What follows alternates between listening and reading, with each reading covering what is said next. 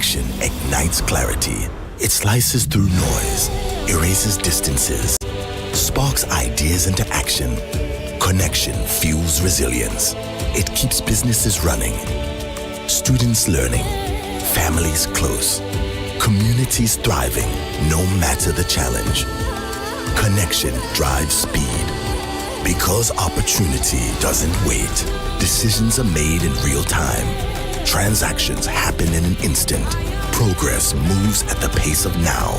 From 1994, we've pursued one mission: to empower everyone, everywhere, with the benefits of a modern, connected life. To drive Africa forward by giving a voice to the unheard. Putting the internet into everyone's hands. To empower the unbanked. Open doors to commerce and reshape industries that transform realities. From a single nation to an entire continent, we have become part of everyday life, woven into the fabric of culture. We are everywhere you go, because progress isn't just about technology. It's about people. People who dream, build, people who push forward no matter the odds. Because when people move, Africa moves forward. And this is only the beginning. Africa's story is still being written. And together, we're building a future of hope, dignity, and opportunity for all Africans.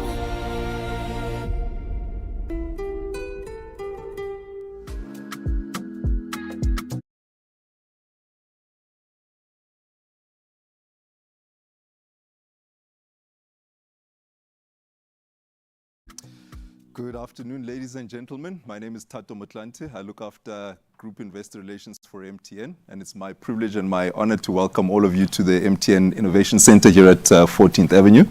Yes, I'm wearing a suit. Apparently, it's a thing, but it's a great privilege to welcome you to our presentation of the full year results to the period ended 31 December 2024. A special warm welcome to everyone who's in the house. Again, we appreciate you coming in. As well as to our MTN family across our markets who've also dialed in.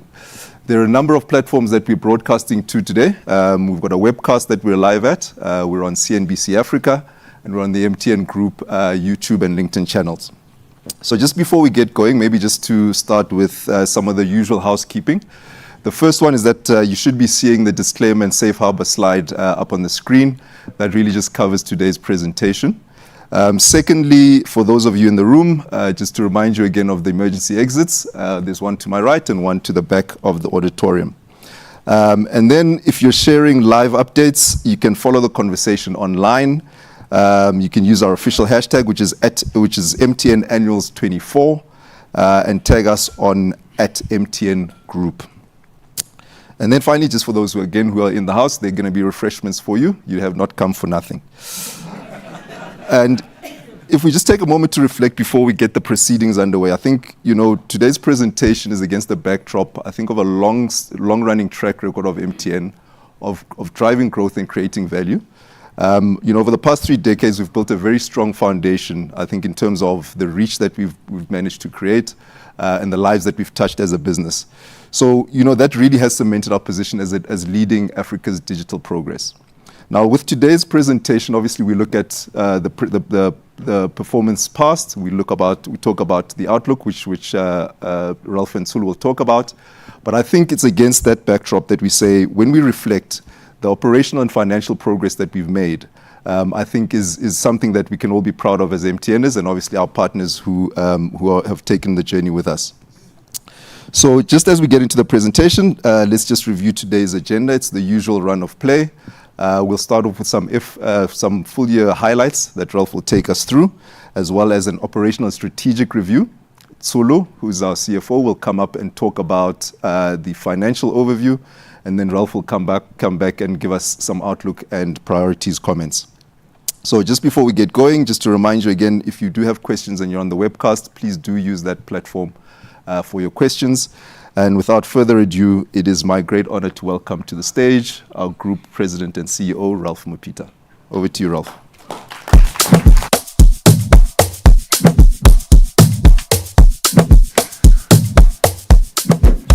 Tato, I'm also wearing a suit, by the way, so a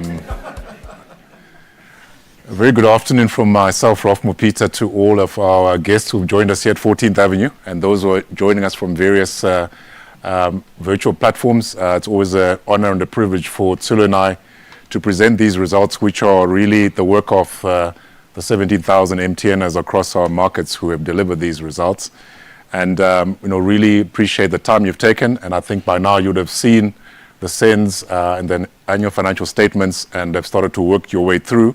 What Tsulu and I will try and do, over the next almost an hour is to give you a sense of what we see as the key messages in our results as we've presented them today.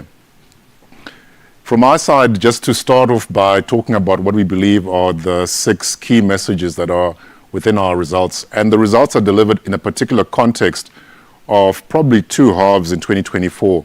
The first half of 2024 characterized by a very sharp devaluation of the Naira. The Naira closed in end 2023 at 907. And as the start of January last year, many of you remember it went to 1300 and at the peak was at actually 1900. So that sharp devaluation characterized quite a lot of our results in the first half. The second half of the year is still currency volatility, but much more muted. And we also benefited in the second half of the year with a renegotiated set of tower contracts in Nigeria with IHS as well as with ATC. And inflation was also starting to mute. So there's really a tale of 2 halves. And the underlying performance that we had consistently delivered started to bear and show fruits in the second half of the year. And as you see in our results, and Tsulu will present this, H1 over H2, steady earnings, cash flow, cash upstreaming, and better leverage outcomes coming. So giving us some momentum as we exit 2024. The second message is really that the commercial momentum is still driven by the 2 structural growth underpins we see in our own investment case, which is data growing pretty strongly. We saw data growth growing at 21.9%, and Tsulu will take us through that. And then the fintech business, much higher quality growth that we achieved. The base didn't grow as much, but actually the service revenue and the margins were expanding very nicely. And you'll see there that the growth is around 28.5% on service revenue. The third message is we are progressing with strategy and its execution. The first point that we'll cover is localizations. We've completed localizations in Uganda and Ghana. And so those were outstanding strategic initiatives and they are now completed. We've made really solid progress in terms of simplifying the portfolio and exiting certain markets. We're out of Afghanistan last year, out of Guinea-Bissau, and out of Guinea-Conakry. And on the fintech side, continuing to expand the ecosystem, progressing with structural separations, and deepening the partnerships that we have. The fourth, Tsulu will cover in a lot more detail, is the balance sheet. The balance sheet, again, experienced the effects of the 2 halves of last year. You well remember that the holdco leverage went above our guidance, 1.6 times at the end of the half year. By the end of the year, we're back in guidance at 1.4. And also the cash upstreaming was much better in the second half. And that also helped, give the business a healthy liquidity position, as Tsulu will cover. Fifth message, guidance maintained overall for the group, and we've reinstated Nigeria guidance. We suspended Nigeria guidance last year because of the uncertainties around the macro, and we feel pretty confident this year that the outlook is more visible, and we are prepared to put our stakes in terms of FY 2025 guidance, which we have called out specifically, and then reinstating the guidance. Final message is really about dividends. We had guided for minimum dividends of 330 cents, having assessed, the usual solvency, liquidity, and outlook criteria. We felt it's possible. The board on Friday, approved a dividend of 345 cents per share, also signaling an anticipation of a dividend of 370 cents for FY 2025 payable in April 2026. So those are the key messages. And starting with commercial momentum, let me pick up on that one first. And obviously, the commercial momentum in our business is largely driven by data as well as the fintech side. And as I mentioned earlier, a bit more muted growth on the core connectivity business, 2.2% up. And that's in a period where we had the NIN-SIN registration. So we deleted a lot of subscribers in Nigeria so that we could be compliant to meeting the NCC requirements of NIN registration. But actually, the active data subscribers grew, pretty nicely, 7.7%. The data traffic, the demand, and use of our networks continue to grow, pretty strongly there. Same profile on Momo monthly active users. We did quite a lot of work to clean up the base, reduce some of the incentives around commission. We don't count wallets now that are seeded but are not active. So cleanup of the base has resulted in more muted growth on the base, but actually transaction volumes as well as transaction values continue to grow. So much higher quality growth, which we are very happy with. In terms of the financial highlights, I won't dwell on them too much. Tsulu will cover, but maybe to pick on a couple of KPIs. Service revenue at 13.8, getting much closer to our guidance range of 14 to 16 when we say mid-single digit. And again, a tale of two halves. The first half, service revenue was about 12.2, second half, 15.5. So starting to see an acceleration coming into the second half and driven by data and fintech. You see the growth levels there. In terms of our earnings, we often shine or put the focus on adjusted headline earnings, which we see as a measure that gives you a sense of underlying earnings momentum in the group. It's still down just on 32%, mainly driven by the sharp devaluation of the Naira. And the sharp devaluation of the Naira generating obviously less reported earnings as we consolidate them up at group. I mean, Tsulu will show a slide what if you were to normalize for translation effects, actually, the business is looking very, very solid. The balance sheet group leverage remains very comfortable, 0.7 times, and Tsulu will take us through also the maturity profiles that we have on our debt. That's all looking very comfortable. And the mix of debt that we have now, a lot more ZAR, Rand debt, and we have a stub of 2026 bonds that are due for maturity back end of next year that we're applying our minds to. But that's we're very comfortable position right now in terms of the mix there.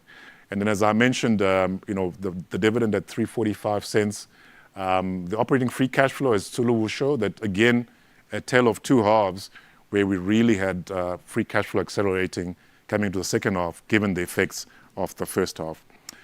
But going into the markets, let me start off by making some comments about South Africa. And we headlined that South Africa had resilient performance, service revenue growing at 3.1%, the EBITDA margin back in range at 37.4%, and well done to Charles and the team for ensuring that the expense efficiency initiatives take root.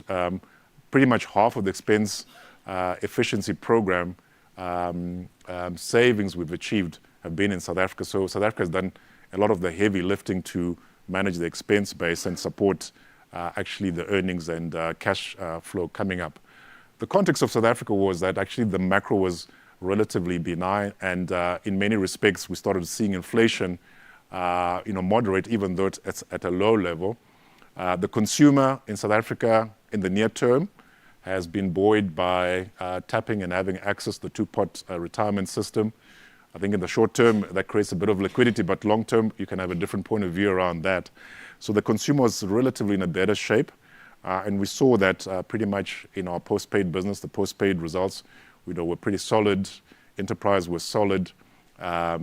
We saw good growth also on fintech and digital. Our key challenge has been to see the benefits of our price ups in prepaid.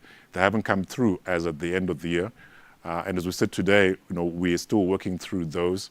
And that's probably the one area that would call out that we didn't meet our own expectations in terms of delivery. But when you look at the other areas, network, we rolled out 9.8 billion rand of capex. 1.5 of that was network resilience investment. The network resilience investment is complete. And actually in the last couple of days where we had some load shedding, we actually saw that the network is delivering very high levels of availability, even when we experienced stage 3 load shedding several days back. So as I mentioned, service revenue 3.1 as we exited the end of last year when we do our NPS measurements, seeing a leading NPS position as we exited Q4. Nigeria, Carl is in the room. For those who are on virtual platforms, you can't see him, is right in front here. Nigeria released results a couple of weeks back. And again, the story there is really around the sharp devaluation of the Naira. We did see easing inflation towards the end of the year. We had to deal with quite a lot of regulatory issues in Nigeria last year. The NIN-SIM was one, but there were spectrum renewals we had, as well as new spectrum that we acquired, to give our network the capacity and headroom that we needed. The big activities in Nigeria was executing on the 5-point plan that we'd communicated to shareholders at the EGM in May of last year. We had a very clear plan and said if we execute on these 5 levers, we would end up the year in a much better place. And thanks to the execution that's been done by Carl and the team, we exited the year on a much stronger footing, having had the renewal of the tower contracts with ATC and IHS. We reduced the LC exposures. We started the year with about $400 million and ended kind of with a relatively de minimis amount of about 20 as we worked through all the outstanding obligations there. And obviously, importantly, now we have the tariff adjustments approved at the beginning of this year at 50% that we've started to implement. We haven't completed the implementation, and that all supports our view in terms of us bringing back the guidance for Nigeria. And the outcomes there, very strong service revenue growth, 35.6% above the guidance. Data traffic, very strong. So you see a very healthy yield of data traffic to service revenue growth in Nigeria. And we did maintain our network leadership. In Q3, we thought we'd lost network leadership because we had been very strict around SIM-NIN registration and deleting subs where we didn't have the NINs.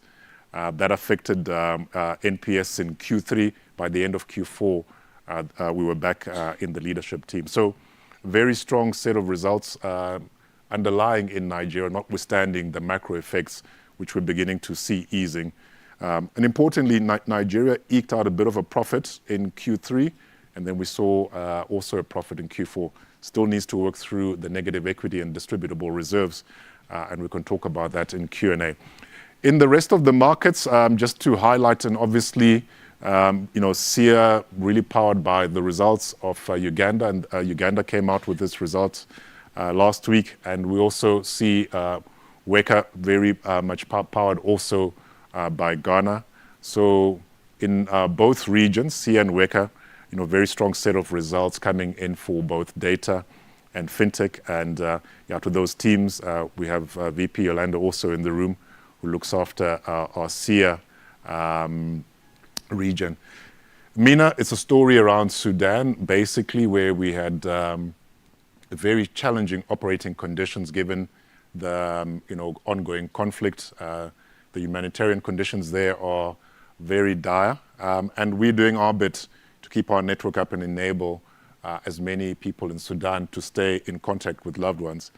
But as the year went on, and obviously inflation picked up, inflation was getting close to 300% in Sudan, and the war conditions, towards the back end of last year, we started seeing, particularly in the east towards Port Sudan and coming back to Khartoum, that we're able to get some of our sites back on air, and we started seeing an improving trajectory the second half of last year.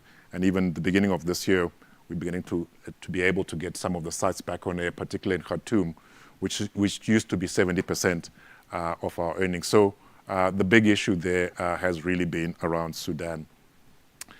On fintech, as I said, better quality growth that we're seeing when you translate it into revenue and earnings. So been very focused on improving the commercial monetization, advanced services, big push on bank tech, and opening up more remittance corridors. We saw advanced services going up by 52% and they comprise now about 30% of total service revenue. So very pleased with that. And as I mentioned earlier on, good transaction volumes and value are beginning to come up in the business. Pushing ahead with the commercial rollout of our agreement with MasterCard on virtual and physical cards. And we started deploying those in a couple of markets, and happy to talk about that. In terms of portfolio optimization and ARP, as I mentioned, localizations are completed. The two localizations of Ghana and Uganda bring about 2.5 billion rand of proceeds. And now we've met the various thresholds for both Uganda and Ghana. So as far as the statutory required localizations, pretty much done now. We had signaled to the market that over time, we would be looking to sell down because we want more locals participating in the fortunes of MTN Nigeria. That 11% is still out there, as is Cameroon's 10%. So those are the sell downs that are still to be executed over time. And on portfolio optimization, as I mentioned earlier on, we've completed the exits of Afghanistan and the two Guineas. So a lot of progress there. Creating shared value is part of Ambition 2025, where we're saying ESG is at the core. And we basically have three areas that we're executing and tracking performance. The first is under E, putting a focus on greenhouse gas emissions, and off a baseline of 2021, looking to improve and reduce the greenhouse gas emissions. So you see a very good score of 46.2%, a reduction against that baseline.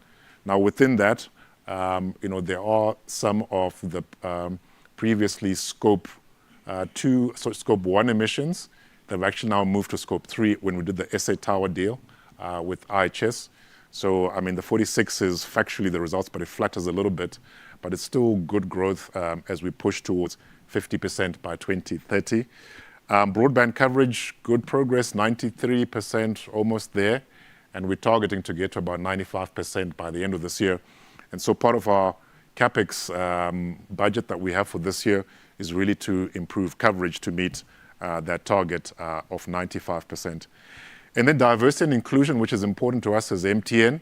The key metric we look at is women in the organization. Again, made good progress. 3 years ago, we're at about 39%, so we're at 43, almost 44, so still some work to be done. And actually making very good progress in some of the areas below that headline number. So we measure women in tech within our organization, and that's been going really well. And actually, we've now upped it as we go into the years that come ahead. So really good progress around the main KPIs. We focus on ESG. Obviously, one of the things is, do we reduce the cost to communicate? And actually, that's on a blended basis come down just almost 11% across our markets. Before I ask Tsulu to take us through the financial results, and I'll come back with outlook and priorities, how are we doing against the medium-term guidance that we have committed to the market? So on group service revenue, pretty much there, 13.8. If we exclude Sudan, it's 14.4. So pretty much back in mid-teens, and the second half of last year was 15.5. So you see that acceleration coming through. South Africa, I think we're ticking the boxes in pretty much all the barriers. Prepaid is where that's bring us down a bit and not enabling us to meet our 4 to 6. But the other areas growing on very nicely. So Nigeria, fintech, the holdco leverage, asset realization, and the ROE was obviously affected by a huge chunk of Nigeria earnings that used to be translated at 400 odd, now being translated at 1500 odd. So that actually has been the big impact on the ROE. So good progress, and let me hand over to Tsulu to take us through more of the numbers, and I'll be back for outlook and priorities.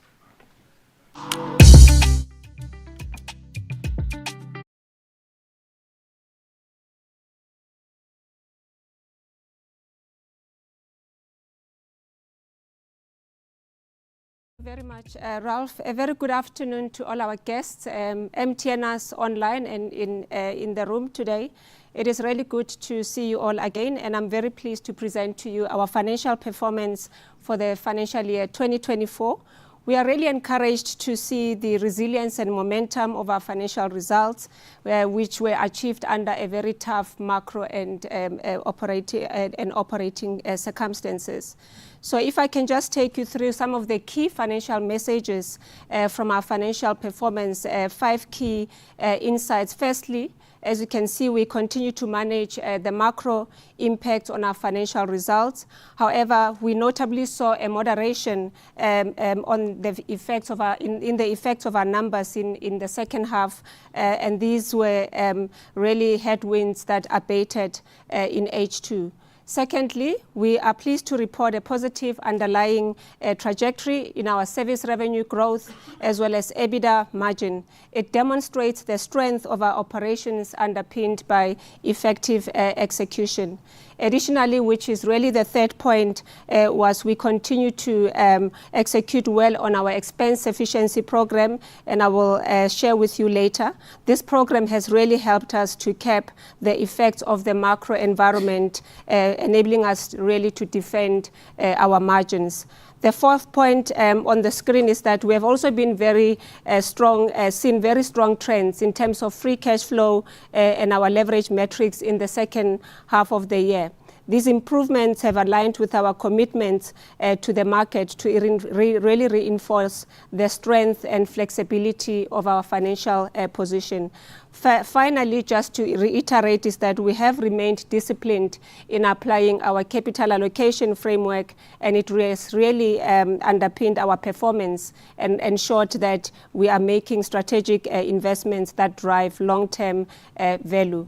So if I can just give you insights into the positive momentum in the second half, as Ralph indicated, you will see the trends on the screen. On our key financial metrics. I will speak to these throughout my presentation, but as you can see, our service revenue growth accelerated in the second half to 15.5%, including MTN Sudan, which started to show more encouraging trajectory, but overall a very pleasing acceleration relative to the 12.1% that we reported on in the first half. In terms of EBITDA, H2 much stronger than H1, again with overall margin improving to 39.9% compared to the 36.5% that we reported at interims. The strong operating performance in H2 is really reflected in our P&L with adjusted headline earnings per share of 443 cents in the second half compared to 373 cents at interims. Similarly, operating free cash flow, as you can see, and this is before spectrum and licenses, was much stronger in the second half, coming at 21.5 billion rand versus 9.9 billion in the first half. And this underpinned the cash upstreaming, which was much stronger, which ultimately supported also the whole leverage that came in within our guided 1.5 times, where we achieved 1.4 times and an improvement from H1 as well as our Q3 results. So overall on this slide, we show a very strong exit from a financial perspective, which I think puts us on a strong footing as the new year unfolds. So just to take you through some of the financial performance, and before I do that, very briefly on the significant items that have impacted our results again, which Ralph touched on. Firstly, from a macro perspective, starting with the FX volatility and notably the devaluation of the Naira. This had 3 significant negative effects in our financials, namely upward pressure on FX, blended inflation impacts, as well as the FX losses coming through the finance charges line. But also importantly so is the translation effects in terms of the conversion from local currencies to our reporting currency, the ZAR. Secondly, just in terms of the key macro, we recorded a loss amounting to 300 million from MTN Sudan, where business operations were negatively impacted by the ongoing conflict in the country. And then in terms of other significant items that impacted the reported results, there were about 1.3 billion rand in gains from disposal of Afghanistan as well as Bissau, but losses on disposal of Conakry of about 1.9 billion. Finally, we had impairments in particularly from Sudan of about 11.7 billion, including also Ayo that we took an impairment of at interims. So just taking through the salient points of our from our group income statement, really at high level, we saw a decline of 15.4% in terms of service revenue on a reported basis. But in constant currency, as indicated, 13.8% year on year, which was within the corridor of our medium-term guidance. And I'll unpack this in a later slide. Reported EBITDA declined on a reported basis by 33.5%, but EBITDA before once-off expanded by 10.2% in constant currency. And this was achieved in spite of effects of OPEX from elevated inflation, local currency weaknesses across most of our markets. In constant currency, we managed to limit the decline in EBITDA margin to 0.8 percentage points, with a full margin of 38.2% in constant currency. I've already highlighted the meaningful improvement in the second half with margin at 39.9%, which really bears reiterating. And this actually included MTN Sudan. So moving on to the finance costs, briefly, these were lower by 10.9% year on year to approximately 35 billion, and I will unpack this later again. The share from associates and joint ventures was up 116% year on year, and this is in constant currency. And within that, there's a benefit in our JV from a change in the treatment of regulatory fees, which moved from OPEX to CAPEX following regulatory amendments in the industry.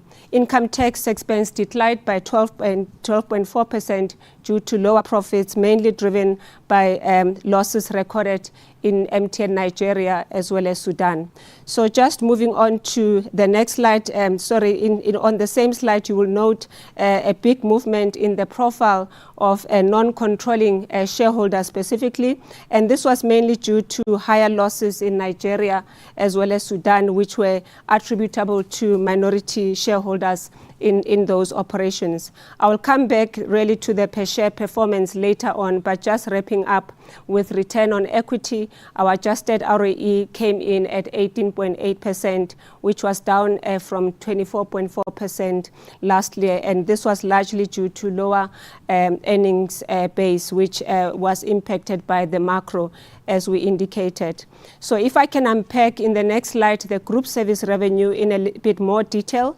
I already mentioned 13.8% in constant currency, but if we exclude Sudan, this was more like 14.4%. I already also noted the tick up in terms of H2 momentum, with service revenue growing 15.5% in the second half. If you exclude MTN Sudan, this was slightly lower at 15.3%, demonstrating the improvement in South Sudan in the second half of the year. Coming back briefly to the main revenue bearers, you notice that voice revenue was relatively steady, growing at 0.5%, largely from solid growth from both Nigeria and Uganda. And the resilience in voice was also supported by base growth as well as our CV initiatives implemented in the markets. Data continues to be the largest contributor of our group service revenue, expanding by 21.9% year on year in constant currency. And this was also underpinned by strong data traffic demand as well as growth from our across our markets. And this continued upside was enabled by the ongoing investments that we continue to make on our network.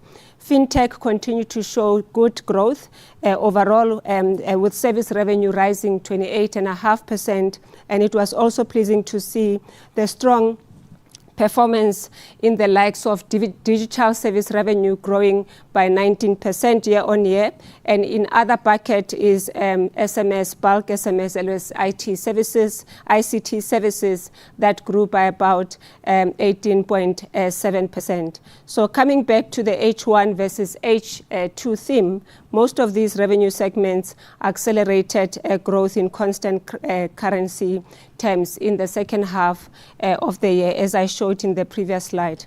And maybe just to provide an illustrative view of service revenue normalization, which we really first presented in the first half, so to complete the picture here for the full year, it is really just an illustrative view of our service revenue if we had to adjust for the macro impacts on our business.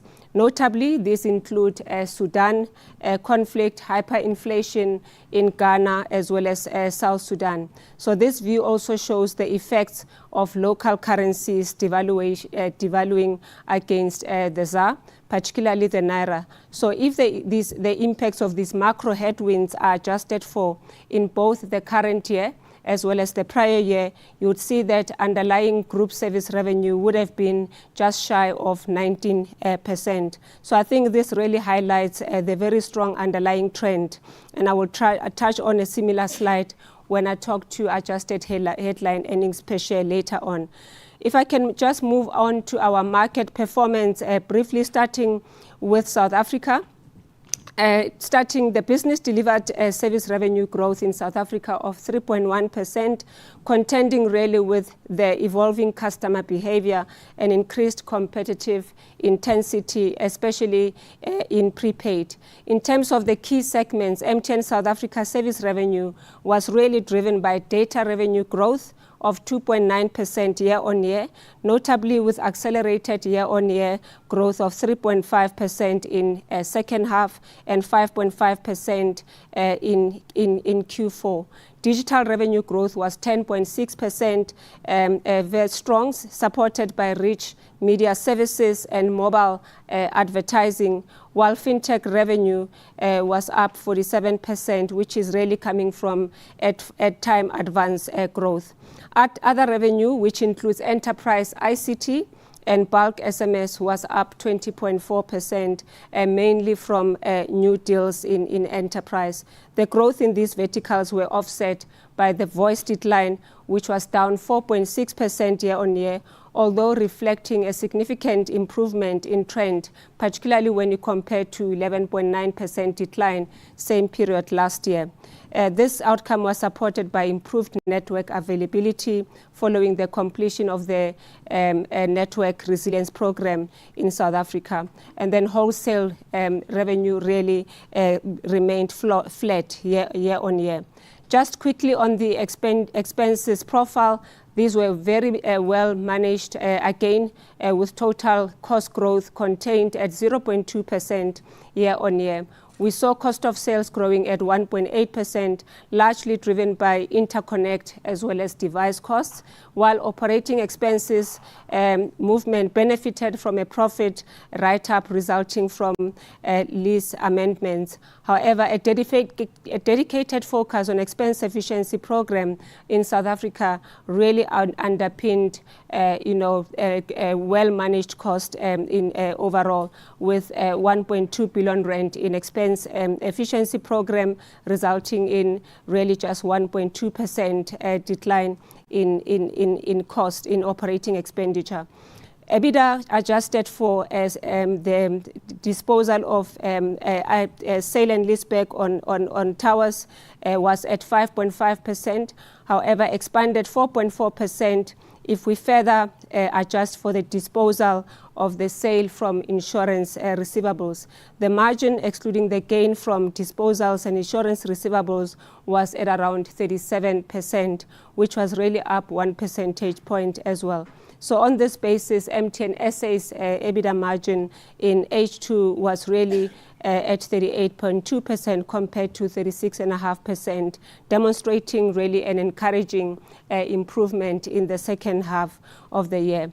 And then finally, when we look at CapEx, MTN SA deployed 9.8 billion rand, excluding leases, in capital expenditure, focusing on the completion of its resilience network program that we reported earlier in the year, as well as improvement in capacity, as well as quality of the network, with CapEx intensity of 18.6%.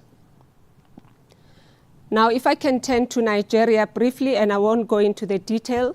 I think most of you will have seen the results at the end of February that were reported. But firstly, just to reiterate, service revenue, very strong delivery at 35.6% in constant currency, in line with prevailing average inflation and also the medium-term target. The growth was really quite broad-based, led by very strong growth in data revenue, but also supported by solid performance in voice. The second point on expenses, really just to reiterate, 63% growth in constant currency terms, reflecting the Naira devaluation effects on hard currency costs, as well as high inflation and network and energy costs in the country. There was also the effects of a new VAT on leases that was introduced in September 2023, having a full year impact on the 2024 numbers. MTN Nigeria successfully renegotiated its tower lease agreements and was able to realize savings of 1.3 billion rand in OPEX.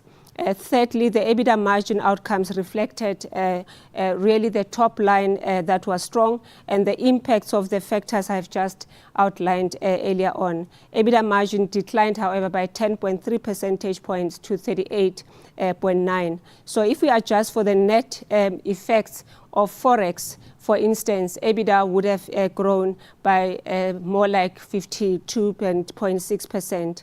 Fourthly, just MTN Nigeria spent about 5.2 billion rand in CapEx. You will recall that we had communicated a reduction in CapEx earlier in the year, which really resulted in a lower CapEx intensity of 12.7%. The lower CapEx was part of the proactive initiatives that we had communicated to manage cash flows, as well as US dollar denominated obligations. If I can just touch on the markets, this is a new slide that we're now showing, given the importance of our portfolio.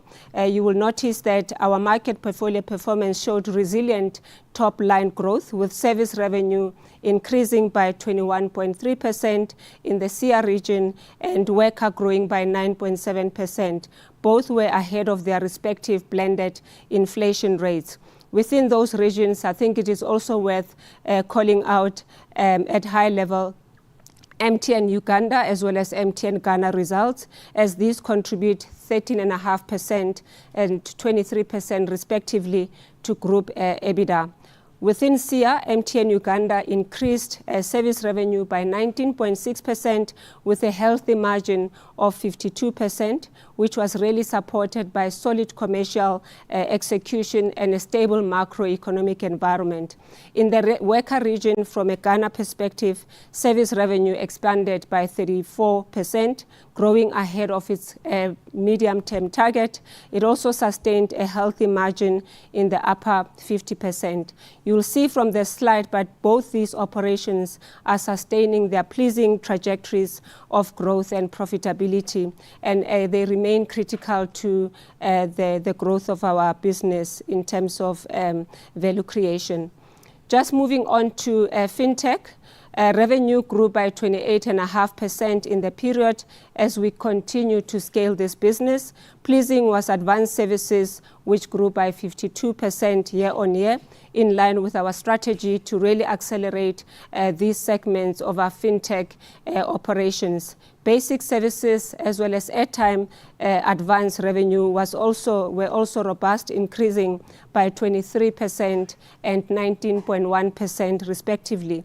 As you can see on the right-hand side, the contribution of advanced services continues to improve, with now making up 25% of the total FinTech revenue stack, and this is an increase of 4 percentage points from the previous financial year.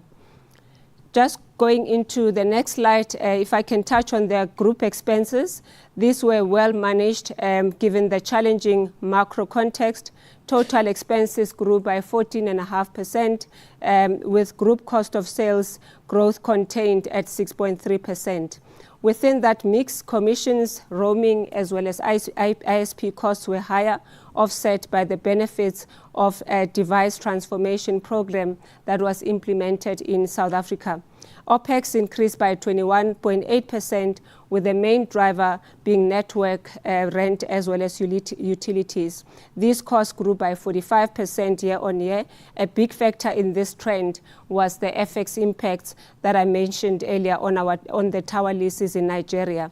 So if I come back to H1 versus H2 trends again, overall costs rose by a lesser 8.9% really in the second half compared to 20% in H1. So it also speaks to also the easing of the macro headwinds that we are seeing, such as FX and inflation. In terms of the expense efficiency program, we remain committed to continue unlock efficiencies to support earnings, cash flows, as well as returns overall. During the period, we realized total savings of 3.8 billion rand of the 7.8 billion over the 3-year period, which is a target we've already communicated. And this 3.8 billion rand includes savings of 1.3 billion rand from the renegotiated towers in Nigeria. Geographically, you can see that 31% of the savings came from South Africa and 45% of that came from Nigeria, followed by Weka as well as SIA respectively. By cost category, our EEP savings were largely realized in network and IT, which made up a combined 69% contribution, with sales and distribution contributing about 26%. So we are pleased with the progress thus far that we are making in our expense efficiency program. And as mentioned, this is a target that we continue to drive over the 3-year period, which we started last year to 2026. If I touch on now on the profile of our finance costs, net interest paid, as you can see, was slightly lower in the period at about 8 billion rand. It reflected some debt repayments as well, mainly in Nigeria as well as Uganda, as well as a reduction in the our average cost of our debt at now 11.8% from 12.2% last year.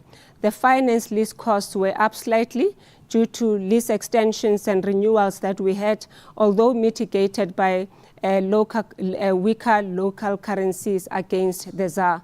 So overall, you see our net finance costs before FX holding steady at around 15.9 billion.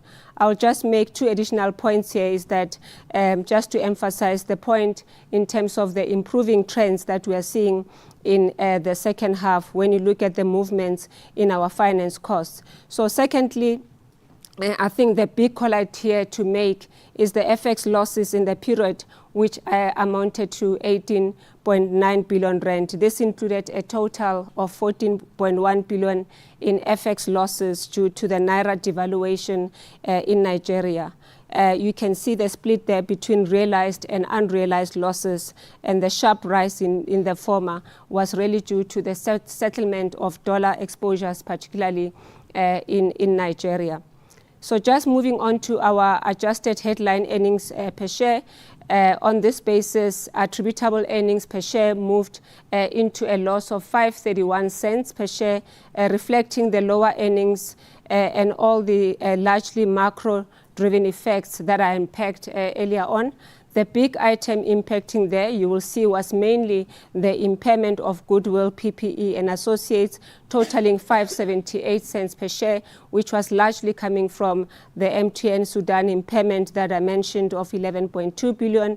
So reported headline earnings per share came in at 98 cents, down from 315 cents per share last year. Again, I've already spoken about most of the effects impacting that performance. They include hyperinflation, FX losses as well, and really the latter amounted to nearly 600 cents, of which 399 cents came from Nigeria. There are also the deferred tax charges and other non-operational items which total 104 cents per share. So adjusting for all these non-operational items, you see that our adjusted headline earnings ended at 816 cents per share. As I indicated, I would just give an illustration as well again of the normalized adjusted headline earnings per share that were impacted in the main by the translation impacts that I mentioned. And also, you know, if you had to adjust for Sudan, in addition to those FX adjustment, you would see that when you do the normalization, would have seen a significant improvement in our adjusted headline earnings per share. And this is really to illustrate the underlying health and strength of our core performance overall, were it not really for these external factors that have impacted on our financial performance.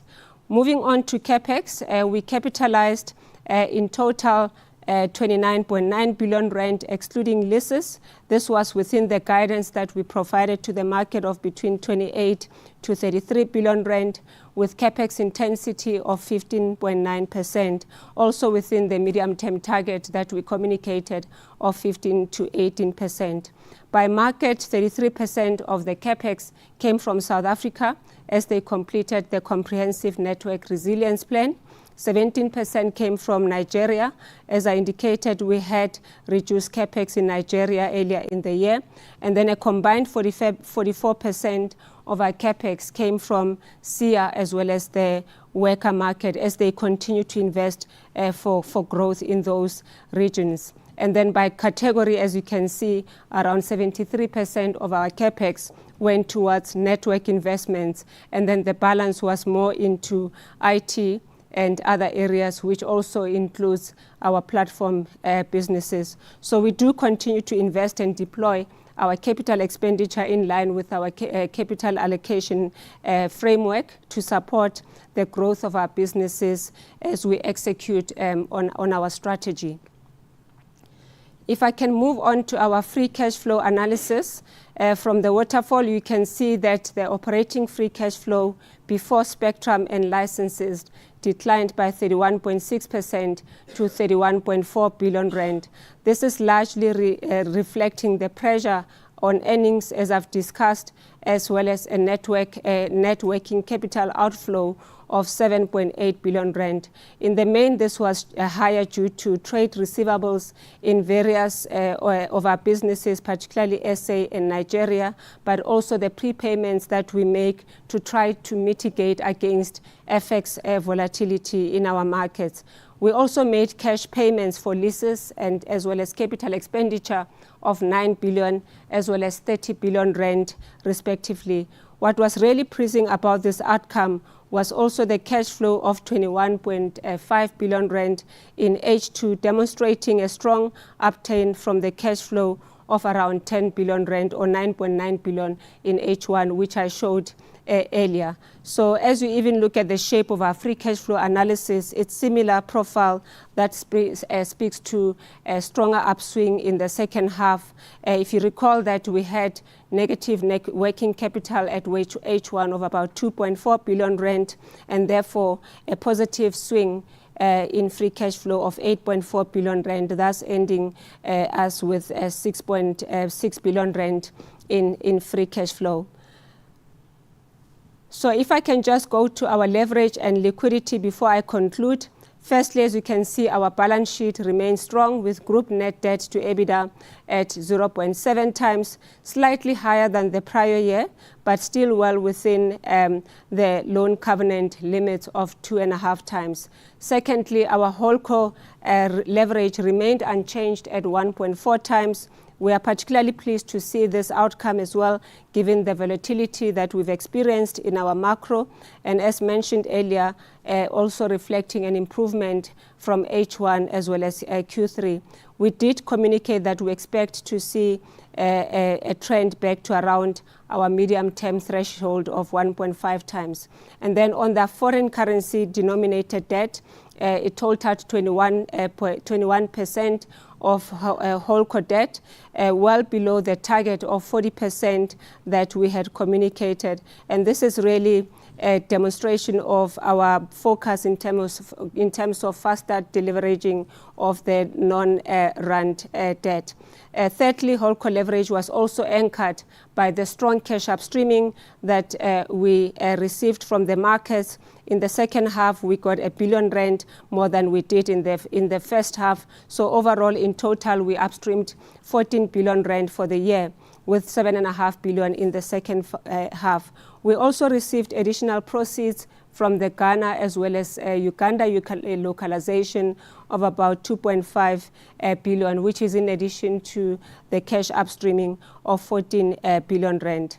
On holdco liquidity headroom, it remained healthy at 41.3 billion rand, with 19.9 billion rand in cash balances and 21 billion rand coming from undrawn committed facilities. So very strong liquidity profile at holdco level. I think the final point here to make is really on the debt maturity profile.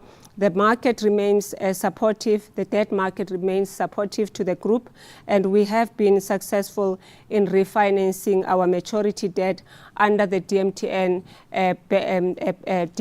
note program as well as the bank loans overall. And we're exploring options for the relating to the maturity of the Eurobond 2026 that comes up towards the end of the year next year.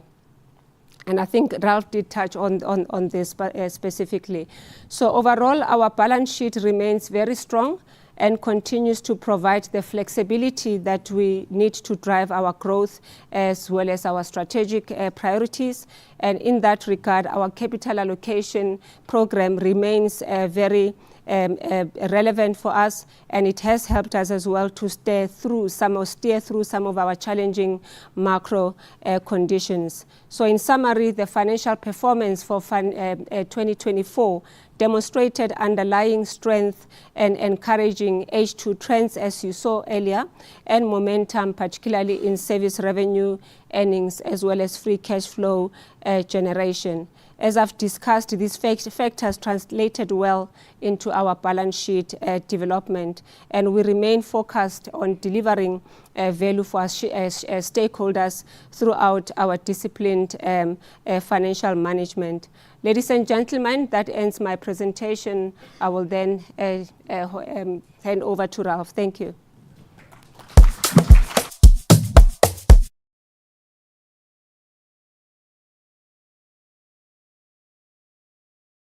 Investors through the details of financials. A couple of comments from my side before we go into Q&A. As we think about the outlook, I guess the macro outlook at the global level remains relatively uncertain as one tries to assess what is happening really around tariffs and some of the geopolitical developments. They have a way, even though they are far from us, to have second-order impacts that may affect us, so remaining alive to them. I guess one of the short-term impacts we need to assess is really what happens with the pullback of aid funding, particularly from the global north, in some of our regions that actually depend on on some of that funding that has been pulled, and the fiscal hole that now needs to be filled. I guess that's something that we need to assess, what happens in the next couple of quarters. But if one looks at, the last couple of months of the year that we've been in, as well as the outlook, certainly it looks like it's a period that we're going into where inflation is more benign and actually trending down. In Nigeria, they've actually rebased inflation. So you'll see on the chart there, we haven't put, because we're trying to assess what the rebased inflation and the outlook looks like. But the general trend is inflation abating, and currency is relatively less volatile than the period past. So good economic growth, seen across many of our markets. Currency is relatively stable, forecasted both for the period of this year and into next year. And as I said, inflation beginning to taper down, which is, as you all know, our economic engine starts with service revenue above inflation to drive real growth. So as inflation eases and we start seeing our service revenue improve, that is positive, for us going forward. This chart you're very familiar with, which we started at the end of COVID, just to assess, the demand, for our services by just looking at traffic, and you see those patterns continue to be structural in the sense that the demand is not, plateauing. It's still growing very significantly. As we look at the year ahead, a couple of priorities that we have that we'll report on as we proceed. So on the operational commercial momentum in South Africa, a couple of focus areas. Focus on prepaid. As I mentioned, the other areas, postpaid, enterprise, digital wholesale, that's kind of all holding up. We still need to see the uptick on prepaid to support service revenue growth. The EBITDA margin achievement and free cash flow generation, as well as the cash upstreaming from South Africa, has been pretty solid. So to Charles and his team, we want them to sustain that. So the big work to be done is really seeing an acceleration on prepaid. We have a very nuanced understanding of where the issues are on prepaid. One can think about the country as South Africa, but when you look at it and you break it down into regions, provinces, so we know the provinces where we're doing well and the provinces that we need to do a bit more work on to uplift the prepaid growth. That's not where we want it to be. I guess in Nigeria, for Carl and the team, implementing in a sustainable way the tariff increases. We haven't just gone and put a headline 50%. We have to watch competitive dynamics as well. And so, Carl is here. He will tell you that he's not through working through all his bundles and offers in terms of the tariff increase, so more of this to come. But that should help sustain, service revenue growth in line with our guidance that we should see a lift up in Nigeria in particular. And then we've got good momentum in the markets cluster, Uganda doing well, Ghana doing well. And there are a couple of markets where we want to see recovery. Cote d'Ivoire is one. And then I think we'll see on Rwanda recovery now that the MTR has been put back into place, and it will start helping us grow on the earnings side. Fintech is all about expanding the ecosystem. We're seeing good growth. We're focusing on higher quality growth, removing significant or excess commissions, and again doing much more less seeding into wallets to start getting the transactions and the transaction volumes to pick up. So a big focus there. And then on advanced services, launching Momo Advance, our bank tech product, to more markets is a key area. Momo PSB in Nigeria has been a disappointment for us, and we're reorienting our own strategy towards there, and I guess we'll have more to say about that as we go into the second half of the year. There, I think you can really anticipate that we'll have a lot more to say about more PSB in H2. As Sulu mentioned, expense efficiencies, we did 3.8 billion. We still got to go away towards the 7 to 8.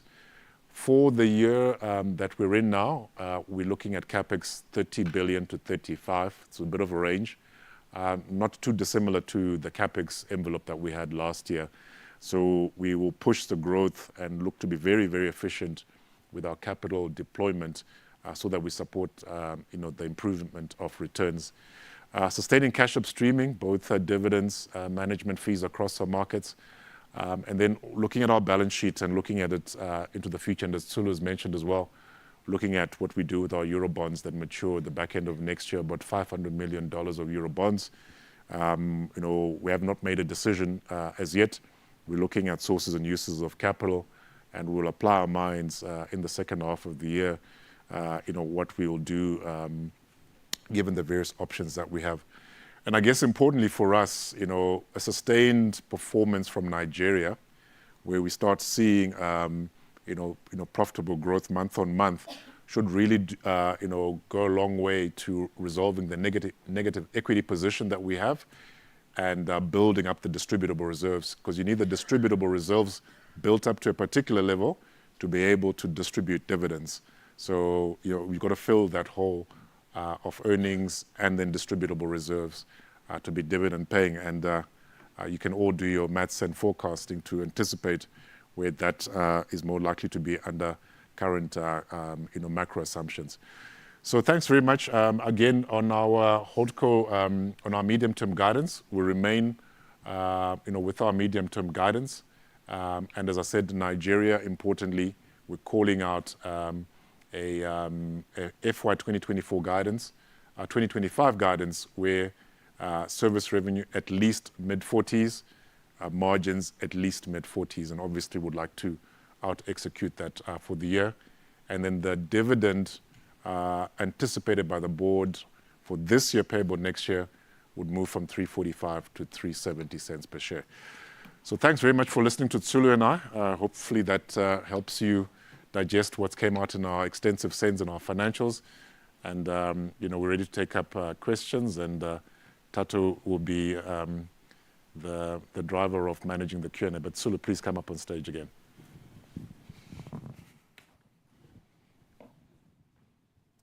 I thought there'd be a little bit of an applause there for the presentation. But thanks very much, Ralph and Tsulu, for the presentation. I mean, just to give you a guidance to how we'll kind of proceed. We will probably have questions just up till after 5 o'clock. I think the TV broadcast ends at 5, but we are still live on the other platforms that I mentioned earlier.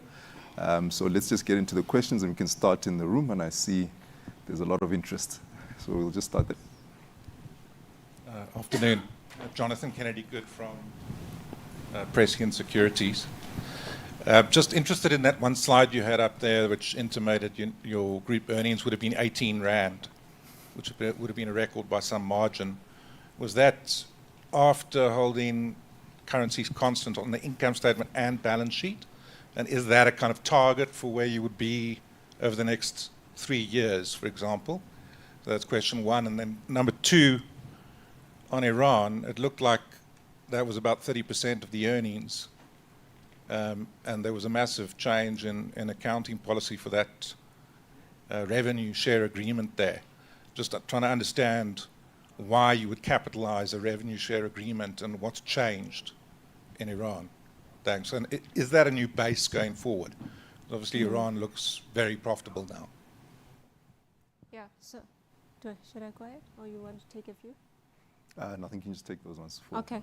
Yeah, so I mean, on the first one, it's really on the service revenue line, and it's essentially the translation impact. So if you were to translate our revenue, for instance, seeing Nigeria was the biggest one at prior year rates, and comparing that to current year rates, that's essentially that translation impact. So what we're saying is that had it not been for the FX from a translation perspective, we would have seen an increase of 18%.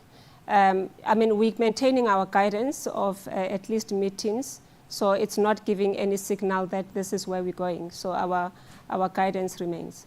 And then on the second point, in terms of the obviously from a regulatory requirement perspective, we've got 3%, which is of revenue, which is universal service obligations. There was also a revenue share from that perspective. So part of the regulatory change was that we needed to obviously put about, I think, 3%, between 3 and 4% of that towards investing for growth into those. So instead of paying those regulatory fees, which the government would have used towards accelerating growth, we used to pay that, and it's across the whole industry, and that would have been a provision that was raised in the previous years. So that is really turning from OPEX to CAPEX, because as they roll out in the market, that is they keeping the assets in their books and not necessarily having the regulator or the authorities do it themselves. So that's the change essentially on that. But besides that, I mean, there has been good growth in the company relative to prior years.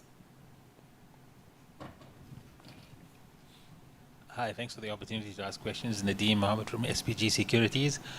Just two from my side. If my numbers are correct, it looks like your CapEx in South Africa in terms of guidance, will drop significantly from about 9.8 billion to about 6.3 billion. Just want to understand in terms of your overall strategy. I mean, in the last quarter, it does appear that you've lost share to some of your peers. Would that be enough to support sort of acceleration in data growth, more in line with where the sort of industry is right now? Yeah, just take John. Thanks very much for the opportunity to ask questions. It's John O'Bradley from Absa Capital. Just the first question also on South Africa, and I guess building on what Nadeem was asking.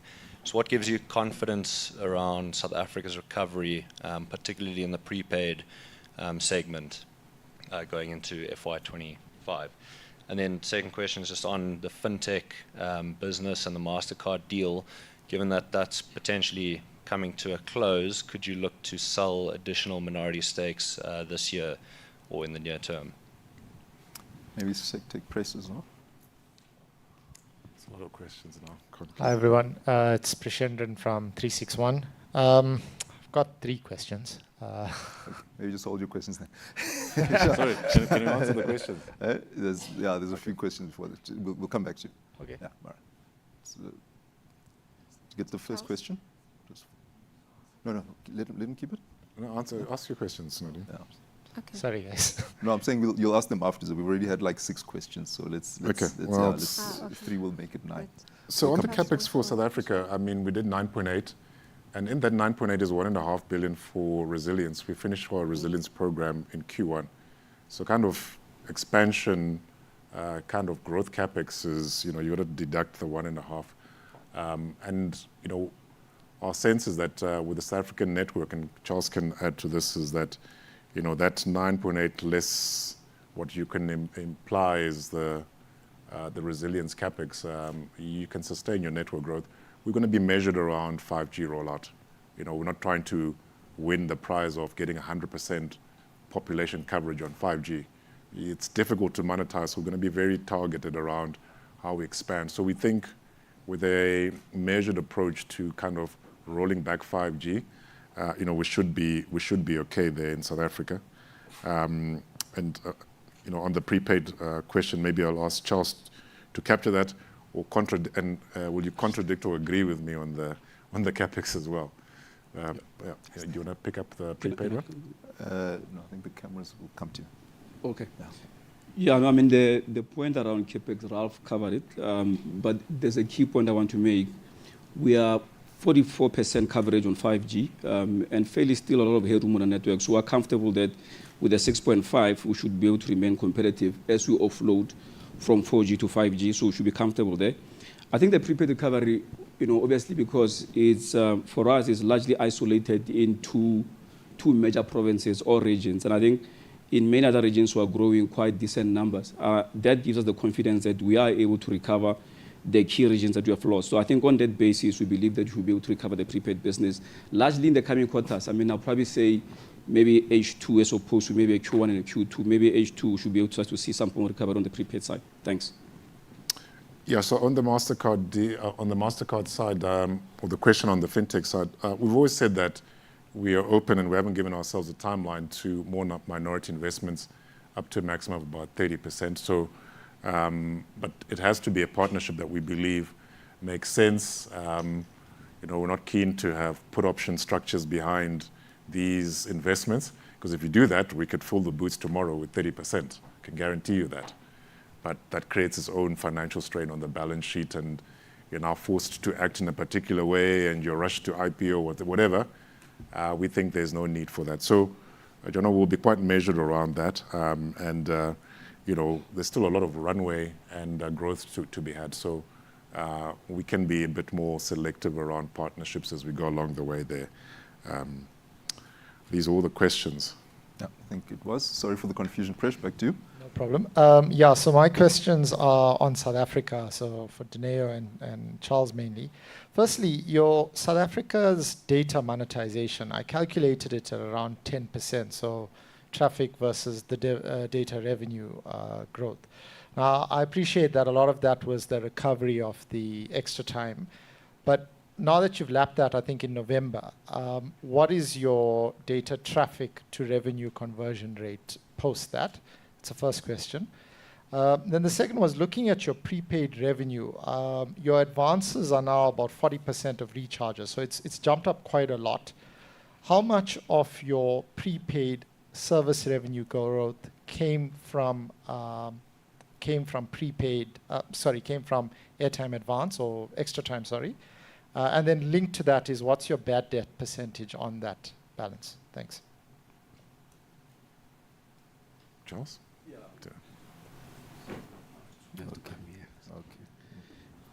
Yeah, Presh, thanks. I think on the data side, look, we did say last year that we have a pressure in terms of the bundle clawback. Because remember, we said that the bundles clawback was implemented in October 2023.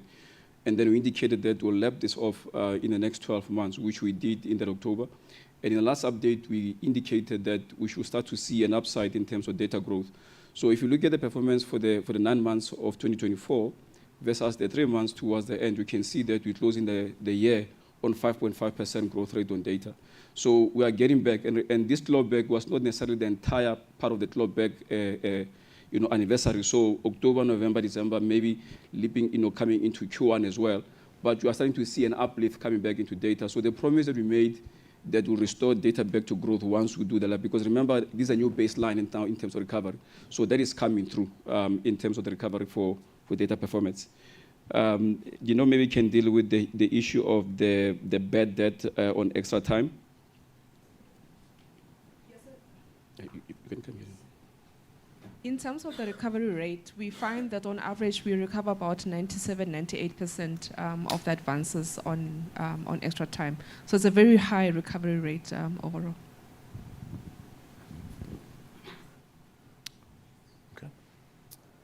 Okay, thank you. Let's just get some questions from the webcast. There's a few on Nigeria here.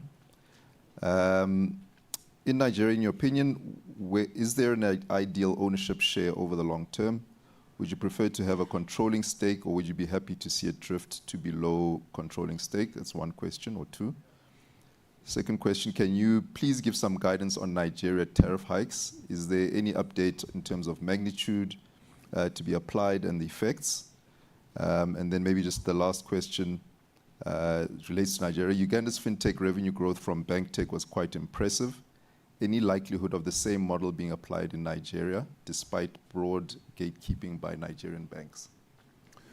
So Carl needs to help me with some of these questions. On the controlling stake, we've been very clear that we're prepared to sell up to another 11%. So where we are now, 76, you're looking at more around 65%. So in our minds, Nigeria is an important opco. We're seeking a controlling stake. It's part of what MTN is, so not looking to sell below. So maximum 11% off the base of where we are. And Carl, I don't know if you want to come and talk about tariff hikes and your views really around Momo PSB. Yes, so I hope you can hear me. The regulators gave us 50% approval. I think that was more than we anticipated, 30 to 40%. That's positive. Of course, it's delayed, but the additional 10% allows us to catch up.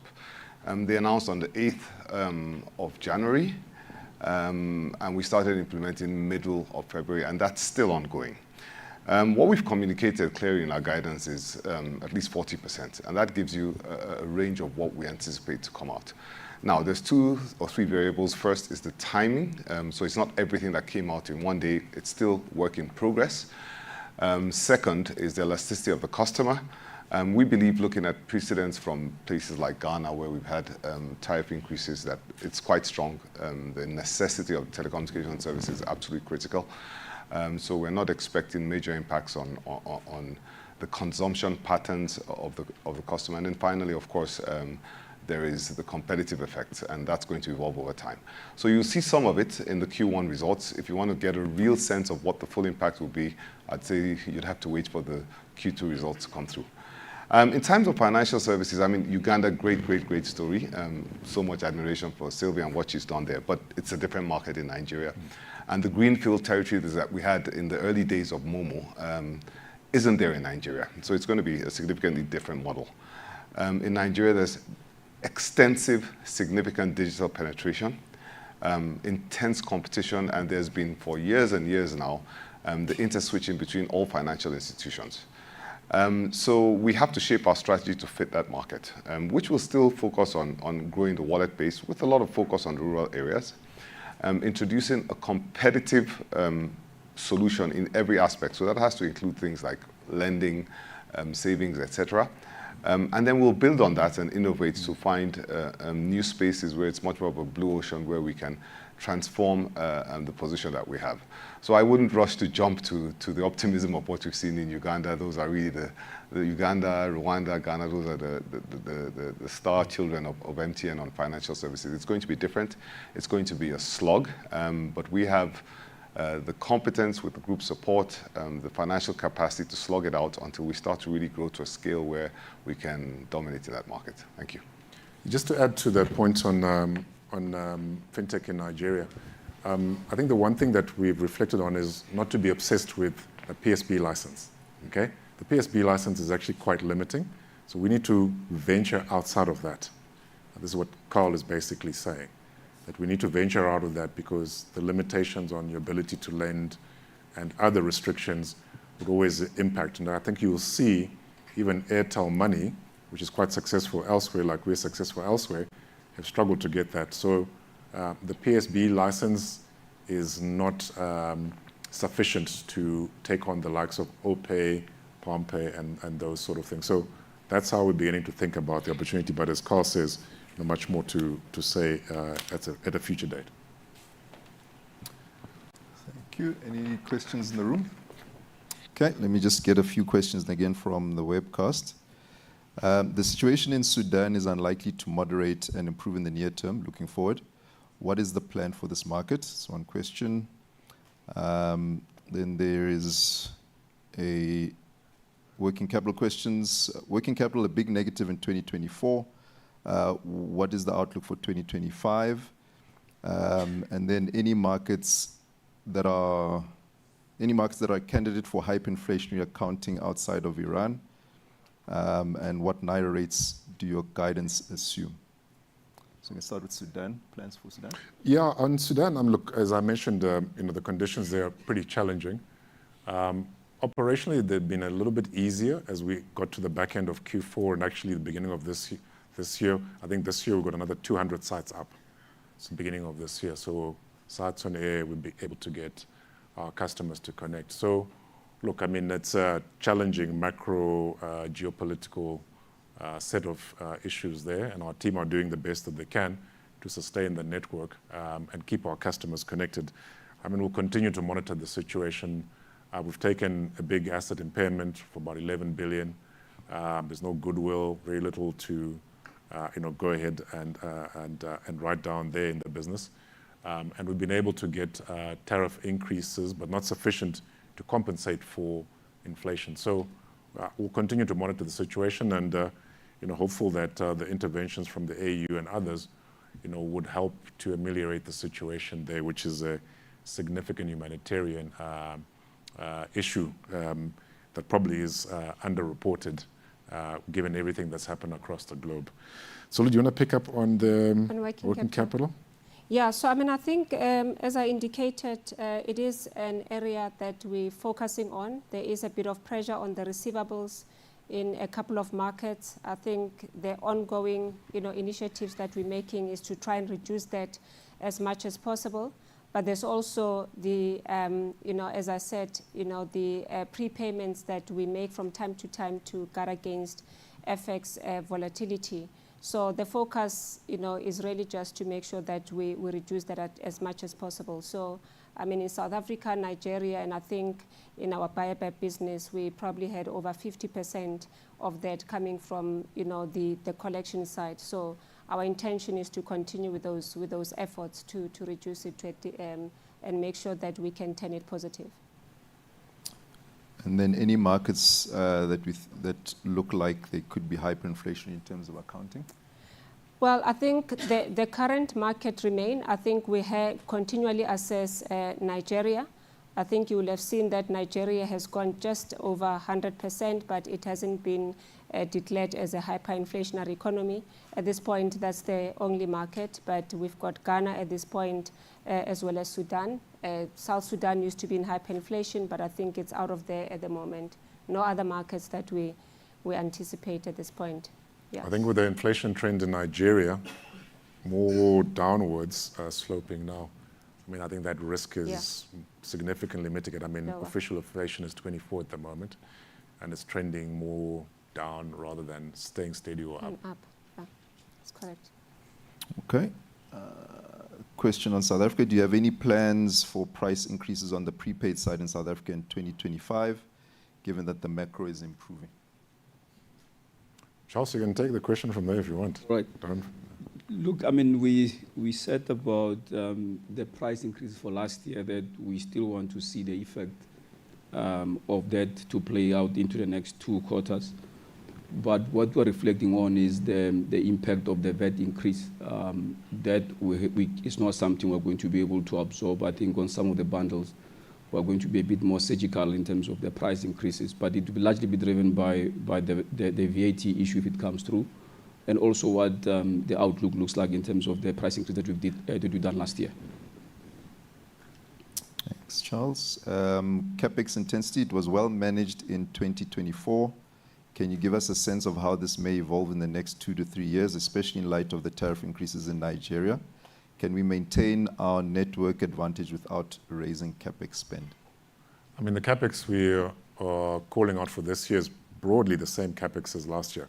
There's some shifts, a little bit more in Nigeria, more in South Africa. We're not starving South Africa of CapEx. Please don't think of it that way. We've put an enormous amount of investment into South Africa. And as Charles said, we'll be quite measured around our expansion, particularly around 5G. We've always said that our CapEx intensity should remain 15 to 18% range. That's pretty much, if you're modeling for the next couple of years, that's where it will be. And over time, you want it to drift towards the 15 because the service revenue is much higher. So that's kind of how we see CapEx intensity, 15 to 18%. Now, question on Momo PSB. Can you elaborate on what your expectations for Momo PSB were and where and why they fell short? Carl wants to talk. I can help you. Okay.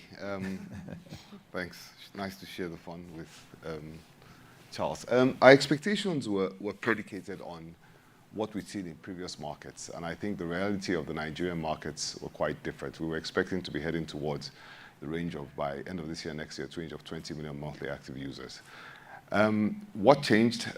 First of all, a clear understanding of the intensity of the Nigerian market, the emergence of multiple competitors like OPay, PalmPay, the fact that the basic transaction services and cash in, cash out is a space which had been occupied, and transaction services are actually effectively zero-rated on net with a CBN-regulated off-net transaction fees. So it's then the requirement for a significantly more advanced technology solution for Nigeria. So it's significantly different from what we had seen in previous markets. We've come to that full understanding now. Come to the understanding that Ralph spoke to about that the Momo PSB license does have its limitations, and we need to look at add-ons to that license to really evolve in that market to get to where we are. So without a doubt, we're behind our initial excitement about the Momo PSB, but we're well grounded in reality. We have the revamped management team, including people from the Nigerian banking and fintech ecosystem that we've put in place, as well as the governance. And we're slowly, meticulously building on that space. Thanks. Thanks, Carl. Question on LEO satellites. Given the... so any progress with LEO satellite providers such as SpaceX, Starlink, and the partnerships that you've talked about in the past? Mazen is here. I'm going to save myself from talking. Can you give the mic to Mazen, our group CTO? Can't be in the room and not say anything.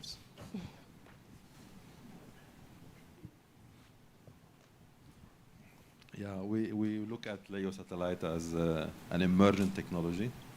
We look at it from the side of leveraging this technology for our own, let's say, backhauling capacities. At the same time, we look at it as a competing technology in the space of the home. And that's really an area where we are aggressively, with a commercial team, trying to mitigate wherever there is a threat by accelerating our home programs. So we keep the engagement with currently with all the LEO satellite partners. To some of them already, we are in the phase of, let's say, MOUs, NDAs, trying to explore the advantages and to leverage this technology for our own needs, where we can really accelerate the reach when it comes to the rural areas by having the proper backhauling capacities. That's really the partnership, and that's really the leverage that we're trying to make at this stage. Thanks, Mazen. Thanks, Mazen. Question on CapEx as we start to wind down. How much will your cash CapEx be in 2025? Not the IAS 17 number, the real FCF impact. I don't think it's much different. The free cash flow impact. Yeah, I mean, it should be broadly the same. We're going to be keeping CapEx within the same guidance, so that should be more or less within that range that you're seeing. And then maybe just on the financials as well, I think you both talked about it a bit earlier. How do you plan to address the 2026 Eurobond maturity? Yeah, I mean, I think as we said, we've always said that we're trying to reduce as much as possible our dollar-denominated debt. Obviously, we will assess when the time comes. It comes to, obviously, by October this year, we should have a plan, because that's when it becomes current. So we will assess at the time, and I'm sure we will communicate to you in due course. Thank you very much. I think we can probably close with that question, unless there's one burning question in the room. Going, gone. Thanks very much again for your time. There are refreshments, as I mentioned a bit earlier, outside, and we will be obviously interacting with many of you over the next coming few weeks. Ralph, I don't know. No, you've said it all. Thanks very much. Much appreciated. Thank you. Cheers.